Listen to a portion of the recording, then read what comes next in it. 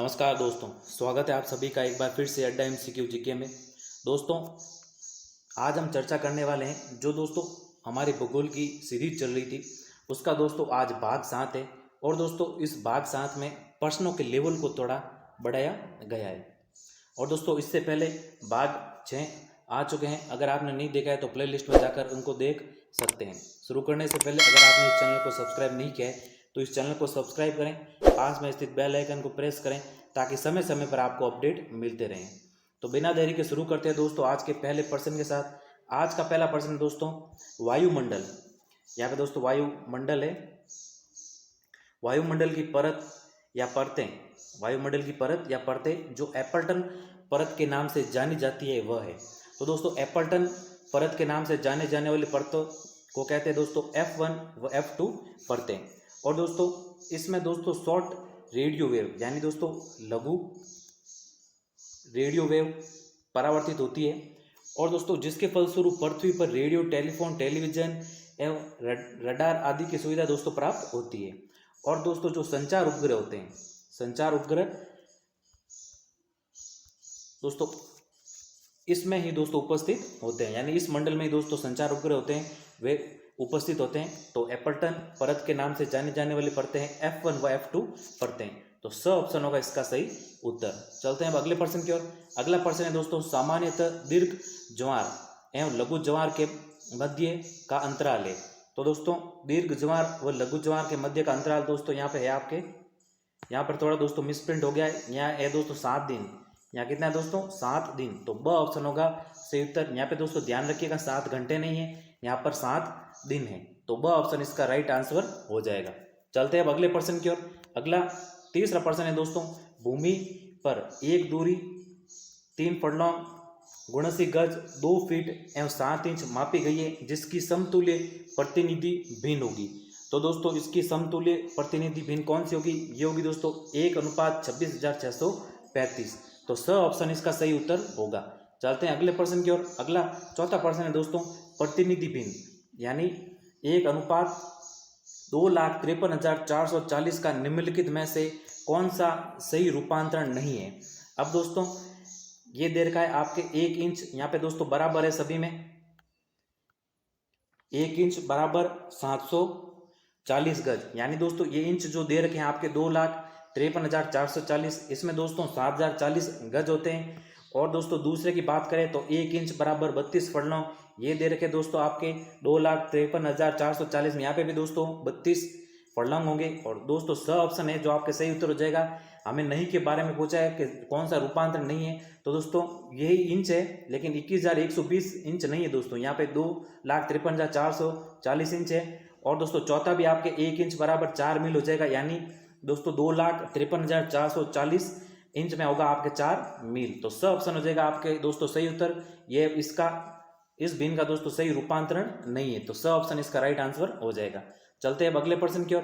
अगला प्रश्न दोस्तों निम्नलिखित 3 प्रकार के मानचित्रों के लिए सबसे बड़ी मापनी से शुरू करते हुए अवरोही क्रम में मापनी के आधार पर सही अनुक्रम की पहचान कीजिए। तो दोस्तों इनका अवरोही क्रम मापने के आधार पर दोस्तों इनका अवरोही क्रम क्या होगा? ये होगा दोस्तों भूसंपत्ति मानचित्र, इसके पश्चात दोस्तों स्थलाकृतिक मानचित्र, और इसके पश्चात ये है आपके एटलस मानचित्र। तो ब ऑप्शन इसका सही उत्तर हो जाएगा। चलते हैं अब अगले प्रश्न की ओर। अब अगला प्रश्न है दोस्तों निम्न कथनों पर विचार कीजिए। ये कथन है दोस्तों एक क्लाइमोग्राफ मासिक आंकड़ों की सहायता से बनाया जाता है। दोस्तों सबसे पहले क्लाइमोग्राफ की बात करें तो क्लाइमोग्राफ होता है दोस्तों किसी स्थान की मूल जलवायु का चित्र में जो प्रतिनिधित्व होता है दोस्तों उसे क्लाइमोग्राफ कहते हैं। और दोस्तों ये बनाया जाता है आपके आर्द्र बल्ब तापमान पर, आर्द्र बल्ब तापमान और दोस्तों सापेक्षिक आर्द्रता, इसके मध्य दोस्तों ये ग्राफ बनाया जाता है, उसे दोस्तों क्लाइमोग्राफ कहते हैं। तो इसका सही उत्तर होगा दोस्तों ये बनाया जाता है आपके आर्द्र बल्ब तापमान तो 3 और दोस्तों सापेक्षिक आर्द्रता, सापेक्षिक आर्द्रता यानी 2, यानी 2 व 3 कथन आपके सत्य होगा। ये किस ऑप्शन में? ये दोस्तों है ऑप्शन स में। तो ऑप्शन स इसका सही उत्तर होगा। चलते हैं अगले प्रश्न की ओर। अगला प्रश्न दोस्तों निम्न में से किस मानचित्र प्रक्षेप पर ध्रुव को नहीं दिखाया जा सकता? तो दोस्तों इनमें से किस मानचित्र पर ध्रुव प्रक्षेप को नहीं दिखाया जा सकता? ये नहीं दिखाया जा सकता दोस्तों समक्षेत्र बेलनाकार प्रक्षेप पर। बाकी मर्केटर प्रक्षेप, मॉलीवुड प्रक्षेप और दोस्तों सिनसॉइड प्रक्षेप पर, मानचित्र प्रक्षेप ध्रुव को दोस्तों दिखाया जा सकता है और समक्षेत्र बेलनाकार प्रक्षेप पर इसको दोस्तों नहीं दिखाया जा सकता। तो अ ऑप्शन इसका सही उत्तर हो जाएगा। चलते हैं अब अगले प्रश्न की ओर। अगला 8वां प्रश्न दोस्तों, जलवायु एवं मौसम संबंधी समस्त परिवर्तन होते हैं। तो दोस्तों ये परिवर्तन किस में होते हैं दोस्तों? ये होते हैं आपके दोस्तों सौर मंडल में। और दोस्तों सौर मंडल ये परत, सौर मंडल की बात करें दोस्तों तो ये परत दोस्तों वायुमंडल की सबसे महत्वपूर्ण और सबसे निचली परत है। और दोस्तों इसकी औसत ऊंचाई लगभग 13 किलोमीटर होती है। और दोस्तों हमारे द्वारा सांस लेने योग्य वायु भी इसी मंडल में मौजूद रहती है। और मौसम की लगभग दोस्तों सभी घटनाएं जैसे कि दोस्तों वर्षा, कोहरा, ओलावृष्टि दोस्तों इसी मंडल, इसी परत में दोस्तों घटित होती है। तो अ ऑप्शन हो जाएगा इसका सही उत्तर, यानी जलवायु एवं मौसम संबंधी समस्त परिवर्तन होते हैं आपके सौर मंडल में। चलते हैं हम अगले प्रश्न की ओर। अगला 9वां प्रश्न है दोस्तों, निम्नलिखित पवनों में से कौन सी सहारा मरुस्थल से संबंधित है?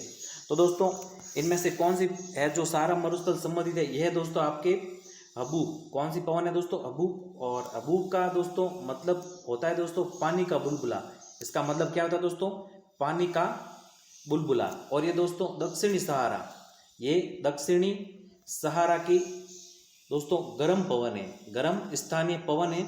अब दोस्तों बोरा की बात करें तो बोरा दोस्तों मध्य यूरोप और एडियाटिका सागर में दोस्तों बहने वाली ठंडी पवन है। और फाहिन की बात करें तो उत्तरी आल्प्स की घाटियों में बहने वाली ये पवन है दोस्तों। और बर्ग की बात करें दोस्तों तो ये आपके दक्षिणी अफ्रीका में बहने वाली पवन है। हमें पूछा है सहारा मरुस्थल से संबंधित पवन, तो ये है दोस्तों आपके हबूब। अ ऑप्शन हो जाएगा इसका सही उत्तर। चलते हैं अब अगले प्रश्न की ओर। अगला 10वां प्रश्न है दोस्तों, निम्नलिखित में से कौन सी एड्रियाटिक तट की ठंडी तेज हवा है? तो दोस्तों कौन सी है दोस्तों? ये आपकी ये बोरा।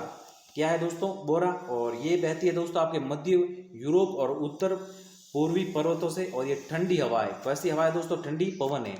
तो स ऑप्शन होगा इसका सही उत्तर। चलते हैं अब अगले प्रश्न की ओर। अगला 11वां प्रश्न है दोस्तों, निरपेक्ष आर्द्रता को प्रदर्शित करने की इकाई है। तो निरपेक्ष आर्द्रता को प्रदर्शित करने की इकाई है दोस्तों आपके ग्राम प्रति घन मीटर। तो अ ऑप्शन हो जाएगा इसका सही उत्तर। चलते अगले प्रश्न की ओर। अगला प्रश्न है दोस्तों 12वां प्रश्न, आपके निम्नलिखित में से कौन सी हरित ग्रह, यहाँ पे दोस्तों ग्रह हरित ग्रह गैस नहीं है, तो कौन सी है दोस्तों आपके हरित ग्रह गैस नहीं है? अब दोस्तों हरित ग्रह गैसों की बात करें दोस्तों तो ये क्या होती है? ये होती है दोस्तों जलवायु परिवर्तन के लिए जो जिम्मेदार गैसें होती है उसे हरित ग्रह गैसें कहते हैं। और दोस्तों हरित ग्रह गैसों की बात करें तो दोस्तों आपके मीथेन है, नाइट्रस ऑक्साइड, यहाँ पे दोस्तों है नाइट्रस ऑक्साइड, कार्बन डाइऑक्साइड। और दोस्तों बात करें तो है क्लोरोफ्लोरोकार्बन। कौन सी है दोस्तों? क्लोरोफ्लोरोकार्बन, जो ओजोन क्षरण के लिए दोस्तों जिम्मेदार गैस है।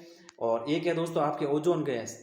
ये सभी दोस्तों गैस है आपके हरित ग्रह गैस है। ऑक्सीजन गैस जो तो हरित ग्रह गैस नहीं है। हमें नहीं के बारे में पूछा था, तो स ऑप्शन इसका दोस्तों सही उत्तर हो जाएगा। चलते हैं हम अगले प्रश्न की ओर। अगला 13वां प्रश्न दोस्तों, कोकोस कटक में स्थित है। तो दोस्तों कोकोस कटक कहाँ पर स्थित है? ये दोस्तों आपके प्रशांत महासागर में। तो स ऑप्शन इसका सही उत्तर हो जाएगा। अगला 14वां प्रश्न दोस्तों, निम्नलिखित में से कौन सी ठंडी धारा नहीं है? तो दोस्तों इनमें से कौन सी है दोस्तों जो ठंडी धारा नहीं है? ये आपके दोस्तों ब्राजील जल धारा है दोस्तों, जो ठंडी धारा नहीं है। और ये बहती है दोस्तों आपके अंध महासागर में। ये कहाँ बहती है? ये बहती है अंध महासागर में। और दोस्तों उच्च तापमान वाली और उच्च लवणीय वाली दोस्तों गर्म जल धारा है। हमें पूछा था दोस्तों कि ठंडी धारा नहीं है, तो ये आपके दोस्तों ठंडी धारा नहीं है, ये एक गर्म जल धारा है। और बेंगुएला धारा की बात करें दोस्तों तो ये आपके दक्षिणी अंध सागर में। ये कहाँ बहती है? ये दक्षिणी अंध सागर में। और ये दोस्तों ठंडी जल धारा है, ये भी बेंगुएला। और हम्बोल्ट की बात करें दोस्तों तो हम्बोल्ट को दोस्तों इसे पेरू धारा भी कहते हैं। इसे क्या कहते हैं दोस्तों? पेरू धारा भी। और ये प्रशांत महासागर में बहने वाली धारा है। और फॉकलैंड की बात करें दोस्तों तो ये भी अंत महासागर में बहने वाली एक ठंडी महासागरीय धारा है। तो हमें पूछा था दोस्तों कि ठंडी धारा नहीं है, तो बेंगुएला, हम्बोल्ट यानी पेरू और दोस्तों फॉकलैंड धारा तो ये आपके ठंडी है। और जो ब्राजील धारा है, जल धारा है दोस्तों, ये आपके गर्म जल धारा है। तो अ ऑप्शन इसका सही उत्तर हो जाएगा। चलते हैं अगले प्रश्न की ओर। अगला 15वां प्रश्न है दोस्तों, भारत UNFCCC के साथ वर्ष में जुड़ा, यानी भारत यूएनएफसीसी का सदस्य कब बना? तो ये बना दोस्तों आपके 1992 में। अब यूएनएफसीसी की बात करें तो ये दोस्तों आपके United nation framework convention on climate change, और दोस्तों ये एक ऐसा संगठन है जो जलवायु परिवर्तन पर कार्य करता है, और दोस्तों भारत इसका सदस्य बना 1992 में। तो ब ऑप्शन होगा इसका राइट आंसर। चलते हैं अब अगले प्रश्न की ओर। अगला 16% दोस्तों, निम्न में से किस पारिस्थितिकी तंत्र को बड़े शिकारों की भूमि के नाम दिया गया? तो दोस्तों ये बड़े शिकारों की भूमि किसे नाम दिया गया? ये दिया गया आपके दोस्तों सवाना क्षेत्र को। ये दिया गया दोस्तों उष्ण कटिबंधीय सवाना क्षेत्र को, और तो ब ऑप्शन इसका दोस्तों राइट आंसर हो जाएगा। चलते हैं अब अगले प्रश्न की ओर। अगला 17वां प्रश्न है दोस्तों, निम्न में से कौन सा सुमेलित नहीं है? तो दोस्तों इसमें से कौन सा है जो सुमेलित नहीं है? प्रेरीज, ये दोस्तों आपके कनाडा में ये सुमेलित है दोस्तों। पंपाज अर्जेंटीना ये भी सुमेलित है। डाउन्स ये ऑस्ट्रेलिया में है दोस्तों। और लानोस दोस्तों, लानोस की बात करें तो लानोस दोस्तों आपके न्यूजीलैंड में नहीं है। ये कहाँ पर है? ये दोस्तों है दक्षिणी अमेरिका में। ये कहाँ पर है? दक्षिणी अमेरिका में। तो द ऑप्शन हो जाएगा इसका सही उत्तर। हमें कौन सा सुमेलित नहीं है उसके बारे में पूछा था, तो द ऑप्शन इसका राइट हो जाएगा आंसर, यानी लानोज है आपके दोस्तों दक्षिणी अमेरिका में। चलते हैं अब अगले प्रश्न की ओर। अगला 18% दोस्तों, निम्न में से कौन सा नवीन वलित पर्वत का उदाहरण नहीं है? तो दोस्तों नवीन वलित पर्वत का उदाहरण कौन सा नहीं इनमें से? तो ये है दोस्तों आपके अपलेशियन पर्वत। कौन सा? अपलेशियन पर्वत श्रेणी है, नवीन पर्वत श्रेणी नहीं है। और ये है दोस्तों आपके उत्तरी अमेरिका, और दोस्तों कुछ भाग इसका है दोस्तों कनाडा में, कुछ भाग इसका कनाडा में। तो द ऑप्शन इसका दोस्तों राइट आंसर हो जाएगा। चलते हैं अगले प्रश्न की ओर। अगला 19% दोस्तों, निम्नलिखित में से कौन सा कटिबंधीय मृदा का उदाहरण नहीं है? तो कौन सा दोस्तों कटिबंधीय मृदा का उदाहरण नहीं है? तो ये आपके दोस्तों कौन सा है? जलोढ़ मृदा। तो ऑप्शन हो जाएगा इसका राइट आंसर। चलते हैं अगले 20वें प्रश्न की ओर। अगला 20वां प्रश्न दोस्तों, घाटी रंध्र स्थलाकृति संबंधित है। तो ये आपके भूमिगत जल से संबंधित, तो वह ऑप्शन इसका राइट आंसर हो जाएगा। चलते हैं 21वें प्रश्न की ओर। 21वां प्रश्न है दोस्तों, निम्नलिखित में से कौन सा ज्वालामुखी पर्वत नहीं है? तो दोस्तों माउंट किलिमंजारो ये भी एक दोस्तों ज्वालामुखी पर्वत है, और ये कहाँ पर है दोस्तों? ये आपके तंजानिया में। ये कहाँ पर है? तंजानिया में। और माउंट फ्यूजियामा की बात करें तो नाम से पता चल रहा है दोस्तों ये जापान में है। ये भी दोस्तों एक ज्वालामुखी पर्वत है। और माउंट रेयान की बात करें तो ये है दोस्तों आपके फिलीपींस में। ये कहाँ पर है दोस्तों? फिलीपींस में। और माउंट सियारा नेवादा की बात करें दोस्तों तो ये है आपके दोस्तों स्पेन और अल्मेरिया में। ये दोस्तों स्पेन और अल्मेरिया में है। और माउंट सियरा नेवादा का अर्थ होता है दोस्तों बर्फ से ढकी हुई पर्वत श्रृंखला, यानी सियरा नेवादा दोस्तों एक स्पेनिश शब्द है, इसका मतलब होता है बर्फ से ढकी पर्वत श्रृंखला। तो द ऑप्शन हो जाएगा इसका सही उत्तर। ये एक ज्वालामुखी पर्वत नहीं है। बाकी दोस्तों माउंट किलिमंजारो, माउंट फ्यूजियामा और माउंट रेयान ये सभी दोस्तों आपके ज्वालामुखी पर्वत है। चलते हैं अब अगले प्रश्न की ओर। अगला प्रश्न है 22वां प्रश्न दोस्तों, निम्न पौराणिक द्वीपों में से कौन सा एक ऑस्ट्रेलिया महाद्वीप से संबंधित है?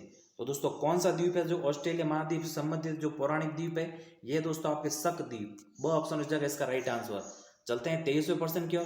23वां प्रश्न दोस्तों, ब्रिटेन एंड ब्रिटिश सीज, यानी ब्रिटेन एंड ब्रिटिश सीज पुस्तक के लेखक कौन है? तो ये है दोस्तों आपके एल्फोर्ड। यहाँ पे दोस्तों एल्फोर्ड है, एल्फोर्ड जॉन मैकिंडर, यानी एल्फोर्ड जे मैकिंडर। तो स ऑप्शन इसका राइट आंसर हो जाएगा। चलते हैं अगले 24वें प्रश्न की ओर। 24वां प्रश्न दोस्तों, प्रसिद्ध कृति सिविलाइजेशन एंड क्लाइमेट के लेखक है। सिविलाइजेशन एंड क्लाइमेट के लेखक कौन है दोस्तों? तो ये है आपके एल्सवर्थ हनिंगटन। तो स ऑप्शन इसका राइट आंसर हो जाएगा। अगला और अंतिम प्रश्न आज का दोस्तों, निम्न में से किसे भूगणित का प्रतिपादक कहते हैं? तो भूगणित का प्रतिपादक कहते हैं दोस्तों आपके एराटोस्थेनीज को। तो अ ऑप्शन इसका राइट आंसर हो जाएगा। तो धन्यवाद दोस्तों, ये थे आपके भूगोल के 25 प्रश्न। इसमें दोस्तों प्रश्नों का लेवल थोड़ा अप था, यानी उच्च श्रेणी के ये आपके प्रश्न थे। और उम्मीद है कि ये वीडियो आपको पसंद आया होगा। अगर वीडियो पसंद आया तो इस वीडियो को लाइक करें, अपने दोस्तों के साथ शेयर करें।